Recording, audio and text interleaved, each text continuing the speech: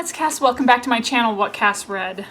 Today, I am kicking off a full week of posting videos. That's right, I'm gonna post 7 videos for 7 days this week because I'm back from vacation. It is now officially 2020. Happy New Year, everybody. I'm back from vacation. I took 2 weeks off, but I pre-filmed before I left, and then so I took a week off of actual posting, and so I want to make it up to you all by giving you a whole week's worth of videos. I hope you're into it. This week we're gonna do some of my wrap-ups, but we're also gonna do my 2019 wrap-ups, and that's why there's a whole week worth of videos. I want to get this out to you as soon as we can in January, so that way all the 2019 reads are really fresh, and then we can get jump started for 2020. So today's video that I'm going to bring to you is my December wrap-up. We still have to wrap up my monthly reading for the year before we get into all the 2019 lists.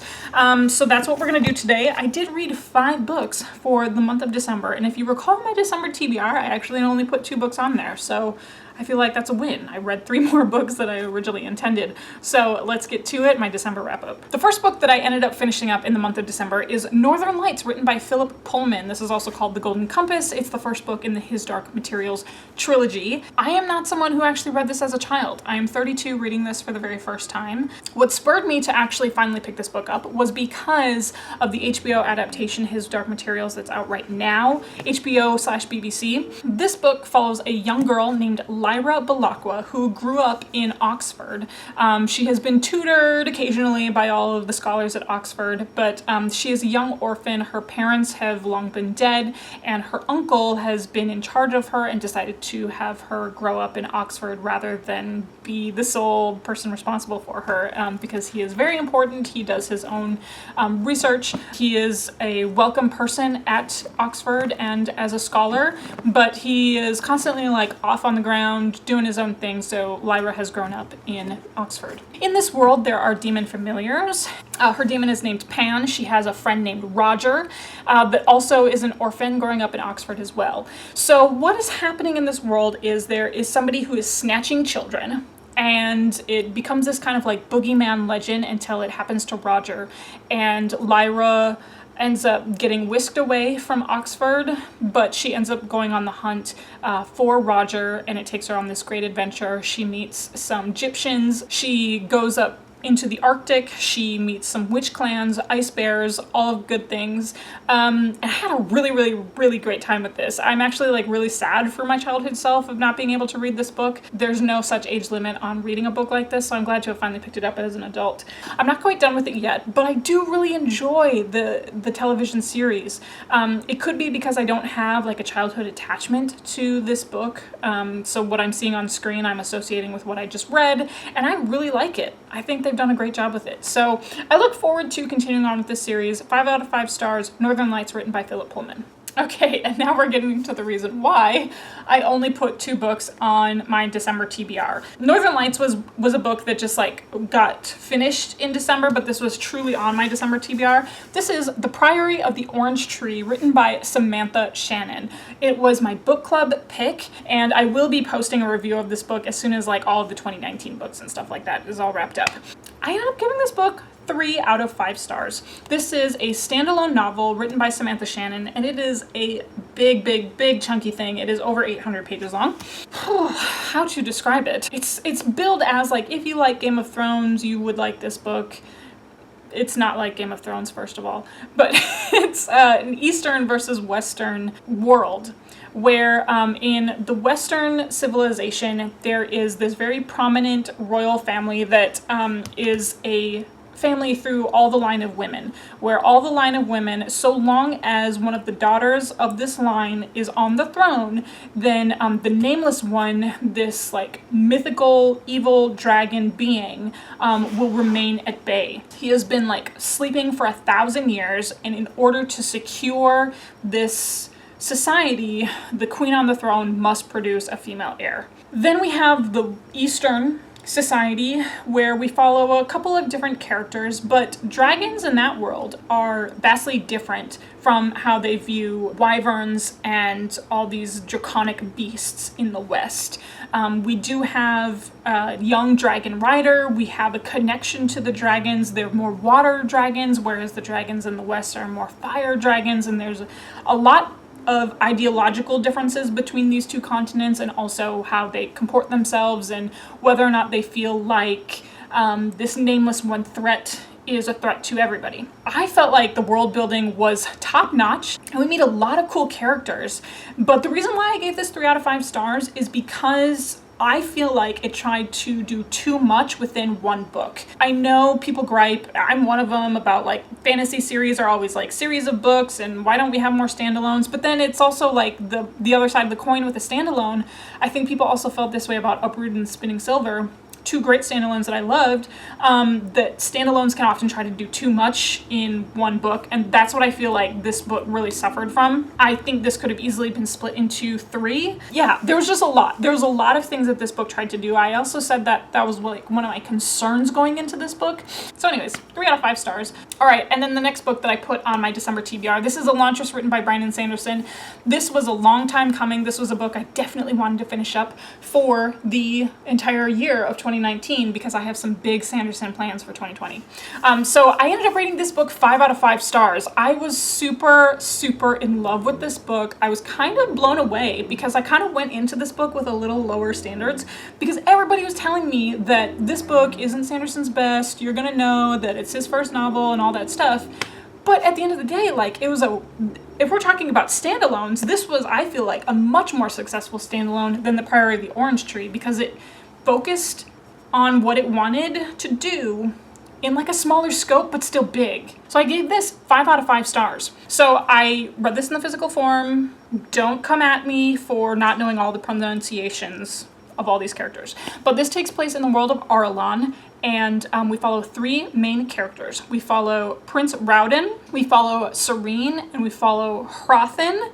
And Prince Rowden has been affected by this magic that affected the city of Elantris. So Elantris used to be this like city of light and beauty and magic, and it was full of all these demigod creatures who were impacted by this magic. And then 10 years before the start of this book, that magic turned sour. It ended up rotting the city from the inside out, and it also affected the people who were affected by this magic. So Prince Rowden at the start of this book is also affected by this magic, so it's kind of cool that we get this perspective from inside Elantris that way. And then we meet Princess Serene, who is the princess of a neighboring kingdom, and she is the fiance of Prince Rowden. She is very headstrong. She is a woman who grew up in the court, in her father's court, vastly different from Prince Rowden's court. So she grew up to be this independent thinker. She's a fencer. She does all these cool things. And then we meet Hrothin, who is a priest of this like, not rival religion, but Hrothin comes to K, which is this new capital city just outside Elantris, to try and convert everybody. A really complex but like short, brief description of this book. And I feel like that's where Sanderson excels. This is a standalone that you get all the political intrigue, you get a cool, unique magic system, and you get really great action and really great character work. I think I would recommend this 9 times out of 10 to beginning Sanderson readers. For the other people who want to go into a trilogy, then of course go Mistborn. But if you want this to be your first Sanderson book, I say why not, because I really enjoyed it.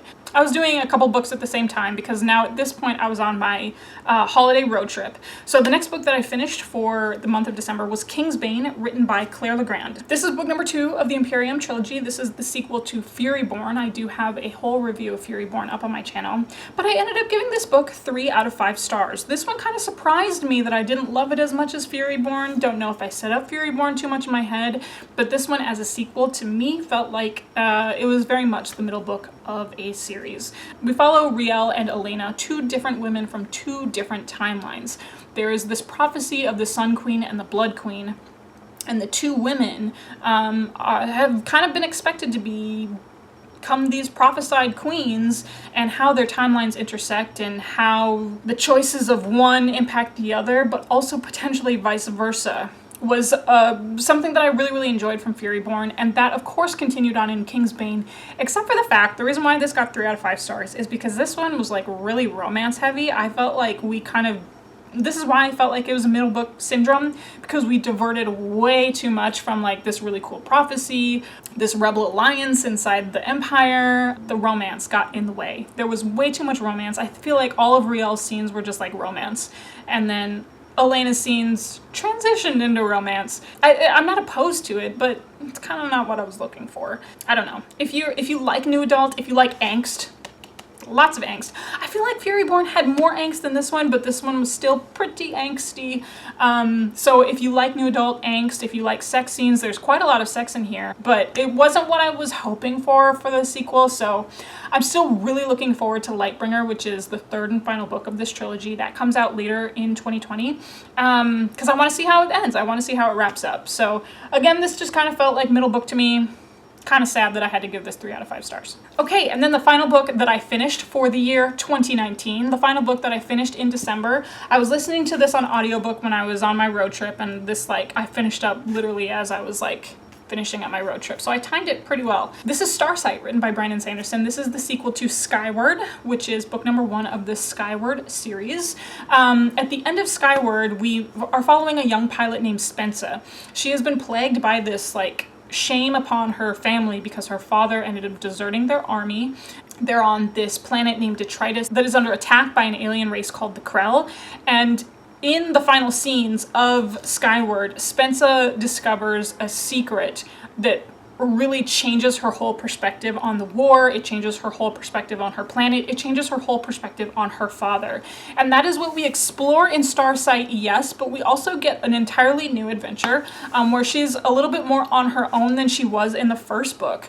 We don't really have the same exact setting. I did give this 4 out of 5 stars because while I liked it, while the action was great, while we have this cool new cast of characters, I really, really missed the old set of characters, and I really missed that I don't know, her military academy setting. I missed just that camaraderie that we had built with Skyward Flight, because we get a little less of that, actually a lot less of that inside Starsight. Did I mix them up? Skyward is book number 1, Starsight is book number 2. So I did really enjoy this, gave this 4 out of 5 stars. Still looking forward to seeing how this will continue on.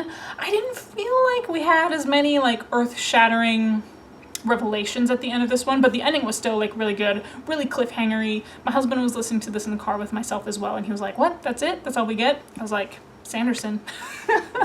So I gave this 4 out of 5 stars. I've been talking a lot. That is okay, because I'm here to bring you 7 whole days of videos that I am posting this week. So I'm gonna have to edit, bust all of these things out, and I hope you enjoyed. I'm wrapping up December now, but I'm also gonna be wrapping up all of my 2019 lists, my 2019 thoughts, the 2019 book awards. So I hope you enjoy all of the videos that are about to come this week. Hope you'll stay tuned. Let me know what you thought of these books that I read in December. How did your December reading go? Did you hit your Goodreads goal? Did you not? Do you not care about Goodreads goals? All that stuff. If you want to follow me on my social media, I'm on Instagram and Twitter. It's at whatcassread, the same as this channel, so it should be super easy to find. My Goodreads link, my book club Goodreads link, that is always listed down below. And hey, if you're new here, go ahead and hit that subscribe button. I'd love to have you back. You know how these videos end. I'll talk to you later. Bye.